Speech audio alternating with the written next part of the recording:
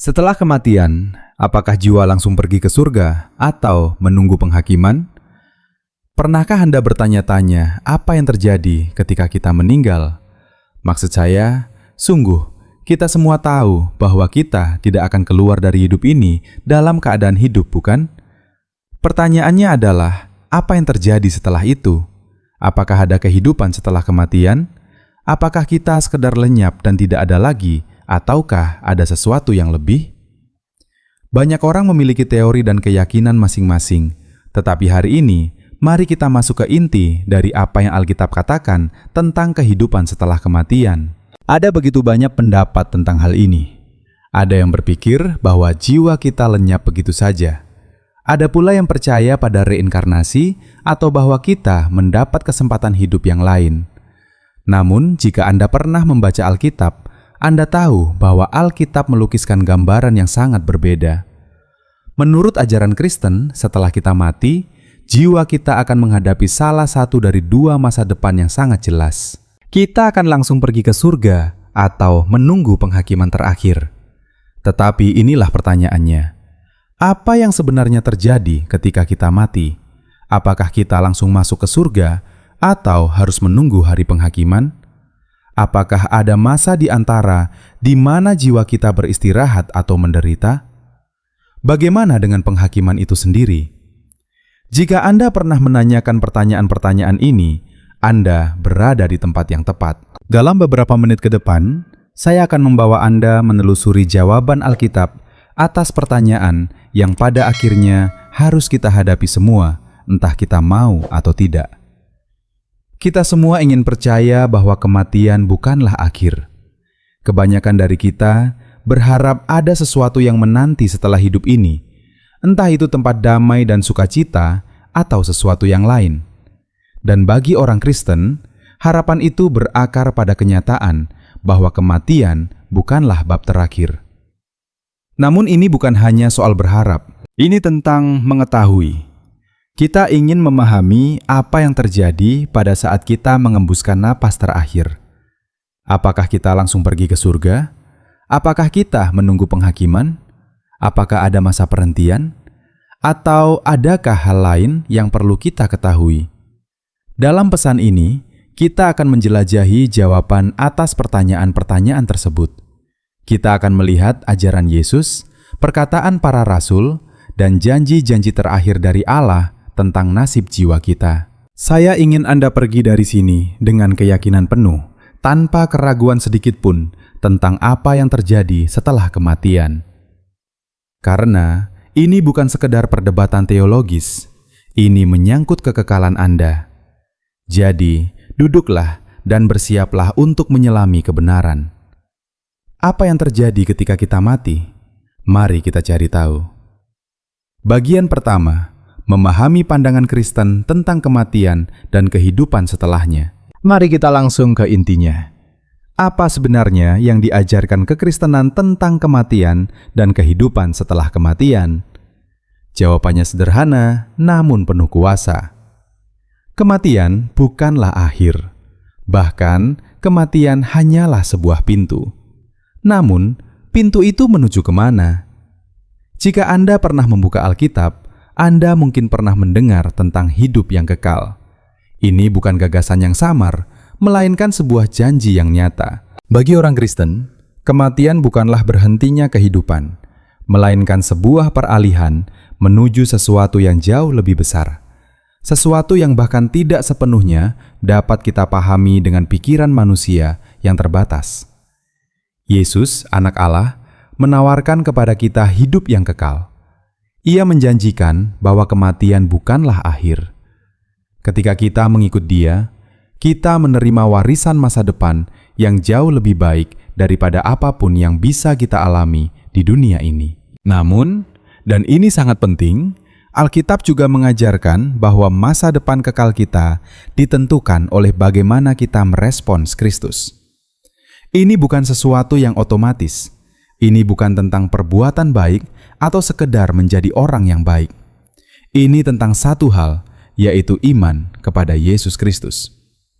Hanya melalui Dia, kita dapat diselamatkan dari sengat kematian dan masuk ke dalam hidup yang kekal. Alkitab berbicara tentang dua tujuan yang sangat berbeda bagi jiwa manusia: surga atau neraka. Tidak ada jalan tengah, tidak ada limbo, tidak ada tempat di mana kita sekadar menunggu tanpa kepastian. Surga adalah tempat di mana orang percaya mengalami kepenuhan hidup bersama Allah untuk selama-lamanya. Sementara neraka adalah tempat bagi mereka yang menolak anugerah Allah, tempat keterpisahan dan penderitaan. Pada saat kita mati, jiwa kita segera dibawa ke salah satu dari dua tempat tersebut, bergantung pada pilihan yang kita buat selama hidup. Namun, kisahnya tidak berhenti di situ. Ada juga sesuatu yang disebut penghakiman, dan ini merupakan bagian besar dari gambaran keseluruhan. Anda mungkin bertanya, bagaimana dengan penghakiman itu? Inilah yang perlu Anda ketahui. Setiap jiwa akan berdiri di hadapan Allah. Entah kita langsung pergi ke surga atau menunggu penghakiman, kita semua akan menghadapi kenyataan keadilan ilahi. Keselamatan kita atau ketiadaannya akan dinyatakan. Disinilah kita mulai memahami apa yang terjadi setelah kematian. Bagian kedua, apa yang terjadi segera setelah kematian? Apakah jiwa langsung pergi ke surga atau neraka? Inilah pertanyaan besar yang sering membakar pikiran banyak orang. Ketika kita mati, apakah kita langsung masuk ke surga atau neraka, ataukah ada masa penundaan? Alkitab dengan jelas menyatakan bahwa bagi orang percaya, saat kematian tiba, kita langsung bersama Yesus. Tidak ada penantian, tidak ada penundaan. Surga bersifat langsung. Mari kita lihat dasar Alkitab untuk hal ini.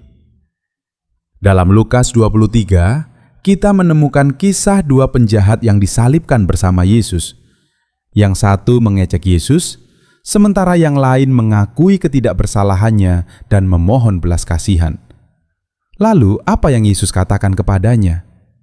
Dalam Lukas 23:43, Yesus berkata, "Sesungguhnya, hari ini juga engkau akan bersama-sama dengan aku di Firdaus."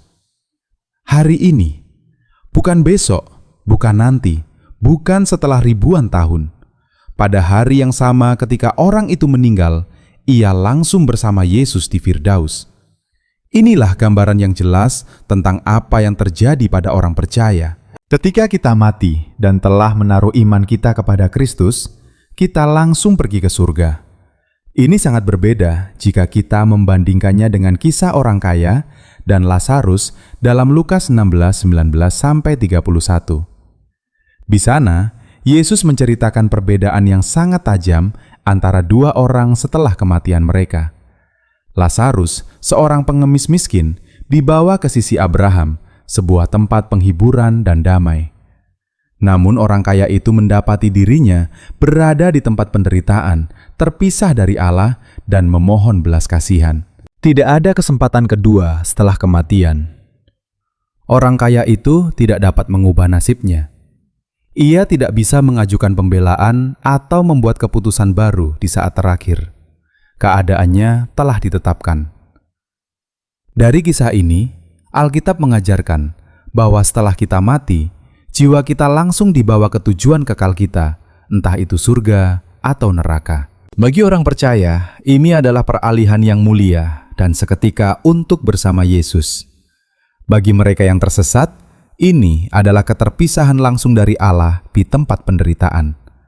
Dan ya, ada juga apa yang sering disebut sebagai keadaan perantara. Ini adalah kondisi sementara sebelum penghakiman terakhir.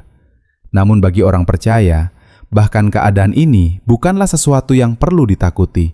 Dalam 2 Korintus 5, 6-8, Rasul Paulus berkata bahwa selama kita tinggal di dalam tubuh ini, kita jauh dari Tuhan. Tetapi ia menegaskan bahwa berpindah dari tubuh berarti diam bersama-sama dengan Tuhan. Tidak ada masa menunggu yang tidak pasti. Jika Anda mengenal Yesus, Anda langsung berada di hadirat-Nya. Sekarang, biarkan saya bertanya kepada Anda. Ketika Anda memikirkan apa yang terjadi setelah kematian, apakah Anda memiliki kepastian yang sama? Apakah Anda tahu tanpa keraguan bahwa jiwa Anda akan berada di surga bersama Yesus pada saat hidup Anda di dunia ini berakhir? Kabar baiknya adalah belum terlambat untuk membuat keputusan itu. Belum terlambat untuk memastikan tempat Anda di surga. Saat kita menerima Yesus sebagai juru selamat, kita dijanjikan tempat bersama Dia. Tidak ada penundaan, surga sudah menanti. Namun bagaimana dengan mereka yang tidak mengenal Kristus? Apa yang terjadi pada mereka? Seperti yang kita lihat dalam kisah orang kaya dan Lazarus, tidak ada jalan tengah. Neraka itu nyata. Alkitab dengan tegas menyatakan bahwa menolak Kristus berarti mengalami pemisahan kekal dari Allah. Ini adalah kebenaran yang berat, tetapi kebenaran yang harus dihadapi. Tidak ada kesempatan kedua setelah kematian. Pilihan yang kita buat selama hidup ini menentukan di mana kita akan menghabiskan kekekalan. Jadi, inilah intinya. Ketika kita mati, kita tidak terjebak di ruang tunggu menanti giliran kita.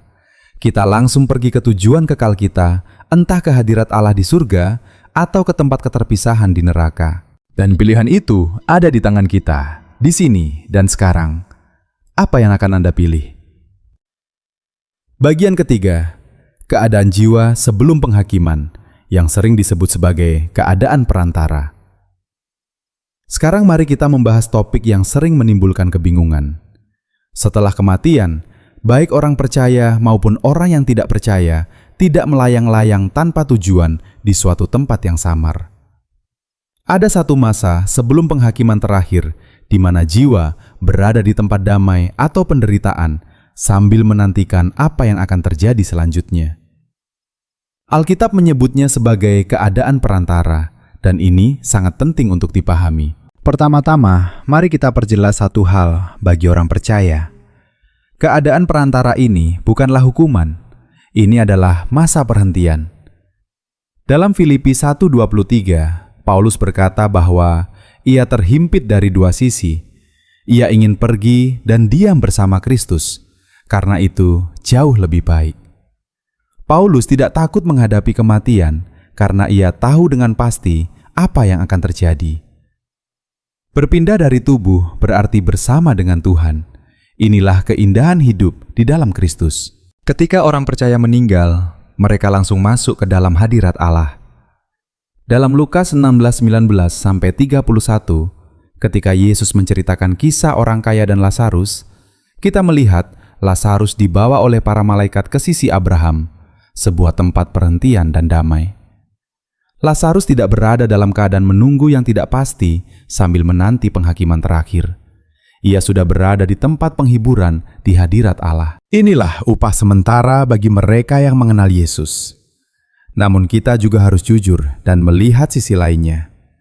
Ini tidak berlaku bagi semua orang. Bagi mereka yang menolak Kristus, Alkitab melukiskan gambaran yang jauh lebih gelap. Orang kaya dalam kisah itu tidak berada dalam ketenangan. Ia berada dalam penderitaan. Alkitab mengatakan bahwa ia mengangkat matanya di dunia orang mati dan berada dalam siksaan. Inilah sisi lain dari keadaan perantara. Orang-orang yang tidak benar menantikan penghakiman terakhir di tempat keterpisahan dan penderitaan. Neraka adalah tempat yang nyata. Dan bagi mereka yang tidak menerima Kristus, inilah kenyataan yang mereka hadapi segera setelah kematian. Di sini saya ingin berhenti sejenak dan memastikan Anda memahami sesuatu dengan jelas. Keadaan perantara ini bukanlah tujuan akhir bagi orang percaya. Keadaan ini bersifat sementara. Ini adalah masa damai sambil menantikan hari yang mulia, hari kebangkitan, ketika kita akan menerima tubuh yang dimuliakan dan hidup kekal di hadirat Allah. Bagi orang-orang yang terhilang, ini adalah pengalaman penderitaan sementara sebelum penghakiman terakhir dan konsekuensi kekal dari penolakan terhadap Kristus. Namun bahkan dalam keadaan ini, ada pengharapan bagi orang percaya. Damai dan penghiburan yang kita alami segera setelah kematian hanyalah gambaran awal dari kemuliaan yang akan datang. Dan bagi mereka yang menolak Kristus, penderitaan sementara sebelum penghakiman hanyalah bayangan dari keterpisahan kekal yang akan mereka alami jika tidak bertobat. Keadaan perantara menegaskan satu kebenaran penting. Pilihan yang kita buat di dalam hidup ini benar-benar menentukan apa yang kita alami setelah kematian. Tidak ada kebingungan, tidak ada ketidakpastian. Bagi orang percaya, kematian membawa masuk ke dalam perhentian dan hadirat Allah.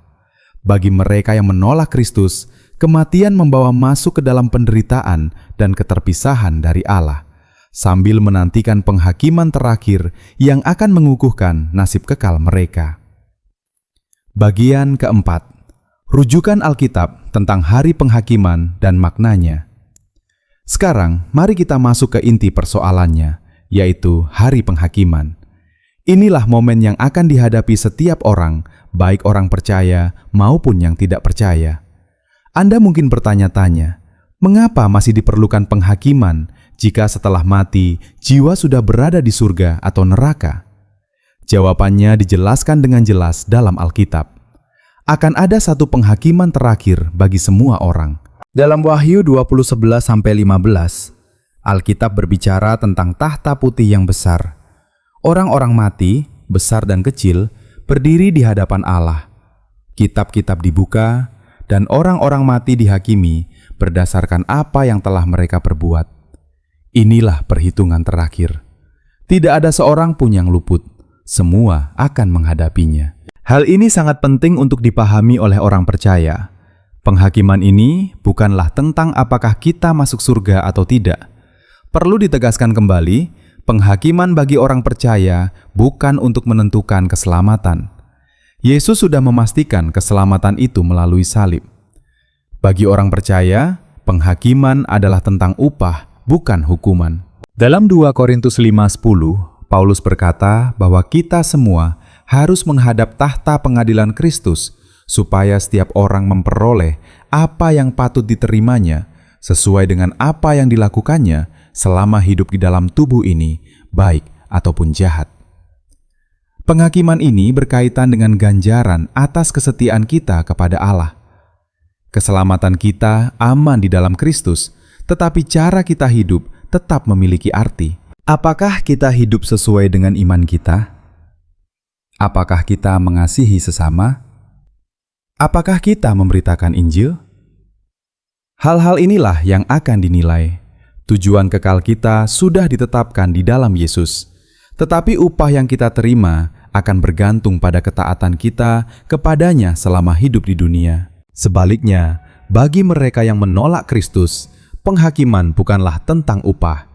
Penghakiman itu adalah tentang konsekuensi kekal dari penolakan terhadap anugerah Allah. Yesus sendiri memperingatkan dalam Matius 25:46 bahwa mereka akan masuk ke dalam hukuman kekal, sedangkan orang benar masuk ke dalam hidup yang kekal. Neraka adalah tujuan akhir bagi mereka yang memilih untuk menolak Yesus Kristus dan hidup dalam pemberontakan terhadap Allah. Ini bukan tempat sementara. Ini bersifat kekal. Inilah sebabnya penghakiman memiliki makna yang sangat besar. Penghakiman adalah penegasan terakhir tentang di mana kita akan menghabiskan kekekalan. Penghakiman adalah puncak dari semua pilihan yang kita buat selama hidup ini. Bagi orang percaya, penghakiman adalah kesempatan untuk menerima upah atas hidup yang dijalani dengan setia bagi Kristus. Sekarang, mari kita jadikan ini lebih nyata. Pikirkan tentang hidup Anda sendiri. Untuk apa Anda hidup? Hari penghakiman akan datang bagi kita semua. Pertanyaannya adalah, bagaimana Anda akan berdiri pada hari itu? Apakah Anda akan berdiri di hadapan Kristus dengan keyakinan bahwa Anda telah diampuni dan hidup baginya? Ataukah Anda akan berdiri di hadapan Allah setelah menolak anaknya tanpa alasan yang tersisa? Keindahan Injil adalah kenyataan bahwa belum terlambat. Anda masih memiliki waktu untuk memilih Kristus. Anda masih memiliki kesempatan untuk menentukan di mana Anda ingin berada ketika penghakiman terakhir tiba. Dan bagi mereka yang telah memilih Kristus, biarlah ini menjadi pengingat untuk menjalani setiap hari dengan kekekalan dalam pikiran. Bagian kelima.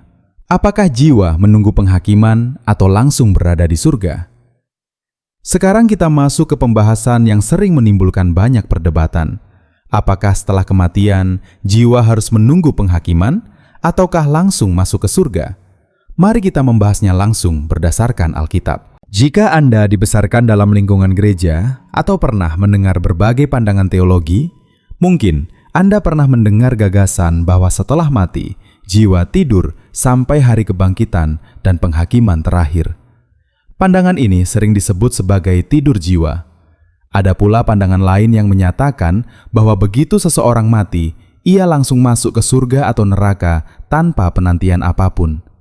Lalu, mana yang benar? Alkitab dengan jelas mengajarkan bahwa ketika orang percaya meninggal, mereka langsung bersama Kristus. Tidak ada masa penundaan. Dalam 2 Korintus 5, 6-8, Paulus menyatakannya dengan sangat tegas. Berpindah dari tubuh berarti tinggal bersama Tuhan. Tidak disebutkan adanya masa menunggu atau keadaan tidak sadar. Saat seseorang menutup mata di dunia ini, ia membuka matanya di hadirat Yesus. Inilah pengharapan yang dipegang setiap orang Kristen. Kematian tidak memisahkan kita dari hadirat Allah. Justru, kematian membawa kita masuk ke dalam hadirat-Nya. Yesus sendiri memberikan gambaran yang sangat jelas tentang hal ini ketika ia berbicara kepada penjahat di kayu salib. Dalam Lukas 23:43, Yesus berkata, "Sesungguhnya hari ini juga engkau akan bersama-sama dengan aku di Firdaus." Perhatikan kata hari ini. Yesus tidak berkata bahwa orang itu harus menunggu ribuan tahun. Ia mengatakan bahwa pada hari itu juga ia akan bersama Yesus. Ini menunjukkan bahwa bagi orang percaya, persekutuan dengan Kristus terjadi segera setelah kematian. Sekarang, mari kita bandingkan dengan pandangan tidur jiwa. Beberapa orang percaya bahwa jiwa tidak sadar setelah kematian sampai kebangkitan. Namun pandangan ini tidak didukung oleh Alkitab. Dalam Wahyu 6, 9-11, kita melihat jiwa-jiwa para martir berseru kepada Allah, bertanya, sampai kapan keadilan akan ditegakkan? Mereka sadar, mereka berbicara, dan mereka berada di hadirat Allah. Ini menunjukkan bahwa jiwa tidak berada dalam keadaan tidur tanpa kesadaran. Yesus juga memberikan gambaran yang sangat kuat melalui perumpamaan tentang orang kaya dan Lazarus dalam Lukas 16, 19-31. Dalam kisah ini, baik Lazarus maupun orang kaya langsung mengalami keadaan masing-masing setelah kematian. Lazarus berada di tempat penghiburan dan damai, sedangkan orang kaya berada dalam penderitaan. Tidak ada masa menunggu, tidak ada jeda, semuanya terjadi segera. Lalu apa artinya semua ini bagi Anda? Jika Anda adalah orang percaya kepada Kristus, kematian bukanlah sesuatu yang perlu ditakuti. Anda tidak perlu bertanya-tanya kemana Anda akan pergi atau apa yang akan terjadi setelah Anda mati.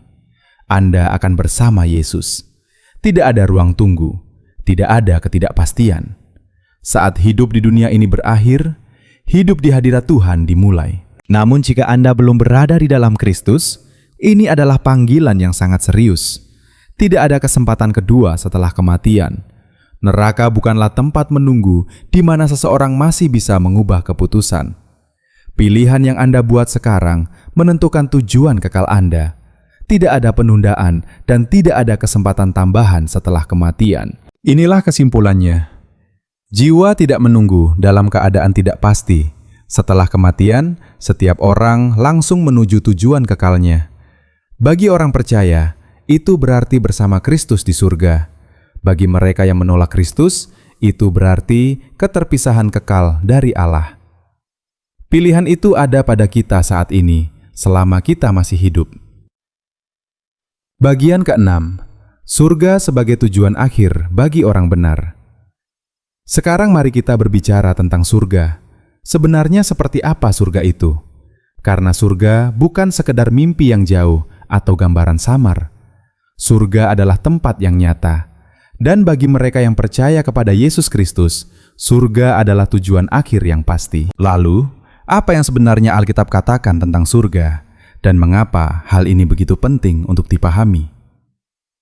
Pertama-tama, surga adalah tempat di mana kita akan mengalami kepenuhan hadirat Allah. Dalam Wahyu 21:3 tertulis bahwa tempat kediaman Allah ada di tengah-tengah manusia dan Ia akan diam bersama mereka. Ini berarti tidak ada lagi pemisahan antara Allah dan umatnya. Tidak ada lagi dosa, tidak ada lagi penderitaan, tidak ada lagi kematian. Yang ada hanyalah sukacita, damai sejahtera, dan kesempurnaan yang kekal. Alkitab menggambarkan surga sebagai sebuah kota dengan keindahan yang tidak dapat dibayangkan oleh manusia. Wahyu 21 melukiskan Yerusalem baru dengan gerbang-gerbang dari mutiara, jalan-jalan dari emas, dan tembok-tembok dari batu-batu yang berharga. Ini bukan sekadar simbol atau hayalan. Ini adalah gambaran tentang tempat nyata yang telah dipersiapkan bagi mereka yang ada di dalam Kristus. Surga juga adalah tempat perhentian dan damai yang kekal. Tidak ada lagi air mata, tidak ada lagi kesakitan, tidak ada lagi kesedihan. Semua luka dan penderitaan hidup ini akan lenyap. Namun, ada satu hal yang sering kali kurang disadari. Surga bukan hanya tentang tempatnya, melainkan tentang siapa yang ada di sana. Yang membuat surga begitu mulia adalah hadirat Allah sendiri. Dalam 1 Korintus 2:9, Paulus mengatakan bahwa apa yang tidak pernah dilihat oleh mata, tidak pernah didengar oleh telinga, dan tidak pernah timbul di dalam hati manusia, itulah yang disediakan Allah bagi mereka yang mengasihi Dia. Keindahan surga tidak hanya terletak pada kemegahan tempatnya, tetapi terutama pada persekutuan yang sempurna dengan Allah yang Maha Kuasa. Bagi orang percaya, surga juga menandai awal dari hubungan yang sepenuhnya dipulihkan dengan Allah. Dalam Wahyu 22:4-5, dikatakan bahwa kita akan melihat wajahnya dan namanya akan tertulis di dahi kita. Tidak akan ada lagi penghalang, tidak ada lagi jarak antara Allah dan manusia. Segala sesuatu akan dipulihkan, dan kita akan mengalami kasih dan sukacita yang tidak dapat kita pahami sepenuhnya selama kita masih hidup di dunia ini. Namun surga bukan hanya tempat perhentian. Surga juga merupakan tempat upah kekal bagi mereka yang setia mengikut Kristus. Hidup kita di dunia ini memiliki arti. Cara kita hidup, cara kita melayani, dan cara kita mengasihi sesama tidaklah sia-sia. Dalam Matius 25:21, Yesus berkata, "Baik sekali perbuatanmu itu, hai hambaku yang baik dan setia. Engkau setia dalam perkara kecil, aku akan memberikan kepadamu tanggung jawab dalam perkara yang besar." Semua ini diperuntukkan bagi mereka yang ada di dalam Kristus. Surga bukan untuk semua orang. Surga adalah bagi mereka yang telah menerima Yesus Kristus sebagai juru selamat dan menaruh iman mereka kepadanya. Surga bukanlah sesuatu yang otomatis diterima oleh setiap manusia. Surga adalah anugerah, tetapi anugerah itu hanya diterima oleh mereka yang memilih Yesus. Jadi, apa artinya semua ini bagi Anda? Jika Anda adalah pengikut Kristus, masa depan yang mulia sedang menanti Anda. Masa depan yang tidak dapat direnggut oleh penderitaan, kesedihan, atau kematian. Surga itu nyata dan surga sedang menanti. Dan jika Anda belum menaruh iman kepada Kristus, hari ini adalah saat yang tepat untuk membuat keputusan itu. Surga terlalu mulia dan terlalu berharga untuk dilewatkan. Kekekalan Anda sedang dipertaruhkan, dan Anda memiliki pilihan tentang di mana Anda akan menghabiskannya.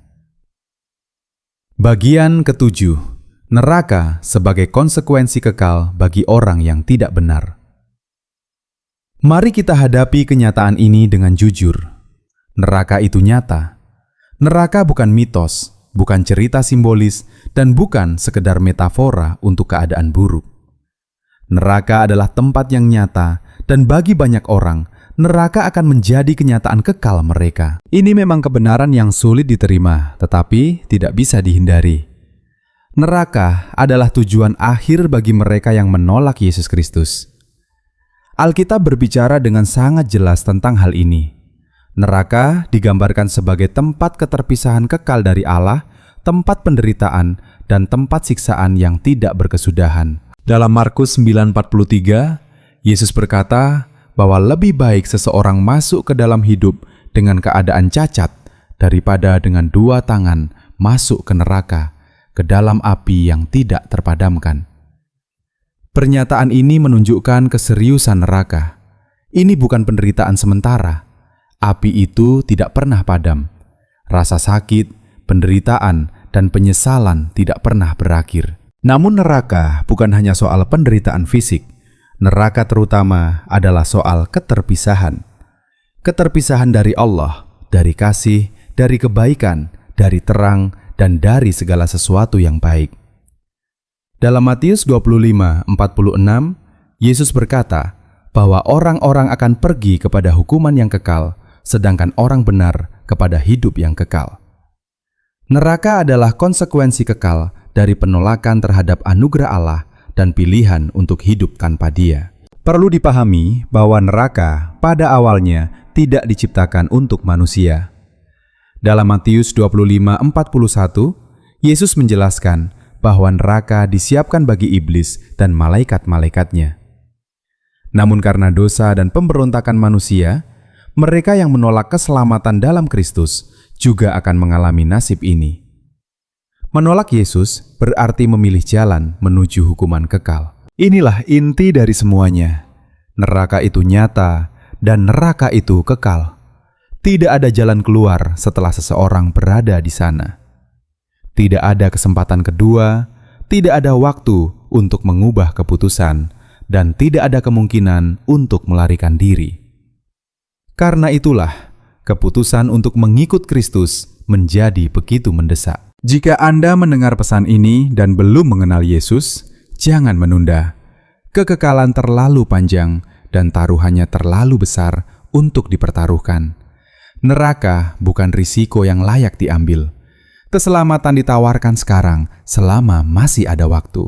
Namun di tengah kebenaran yang berat ini, ada juga pengharapan yang besar. Allah tidak menghendaki seorang pun binasa. Itulah sebabnya Ia mengutus Yesus Kristus. Melalui salib, Yesus menanggung hukuman dosa agar manusia tidak perlu mengalaminya. Anugerah itu tersedia, tetapi tidak dipaksakan. Setiap orang harus memilih apakah akan menerimanya atau menolaknya. Pada akhirnya, semua ini membawa kita pada satu kesimpulan yang tidak dapat dihindari. Kematian bukanlah akhir. Bagi orang percaya, kematian adalah awal dari kekekalan yang mulia bersama Allah. Bagi mereka yang menolak Kristus, kematian adalah awal dari keterpisahan kekal dari Allah. Pilihan itu dibuat di dalam hidup ini, bukan setelah kematian. Sekarang, pertanyaannya sangat pribadi. Apa yang akan Anda lakukan dengan kebenaran ini? Apakah Anda akan mempercayakan kekekalan Anda kepada Yesus Kristus? Ataukah Anda akan memilih untuk berjalan sendiri tanpa Dia? Taruhannya tidak pernah lebih tinggi dari ini.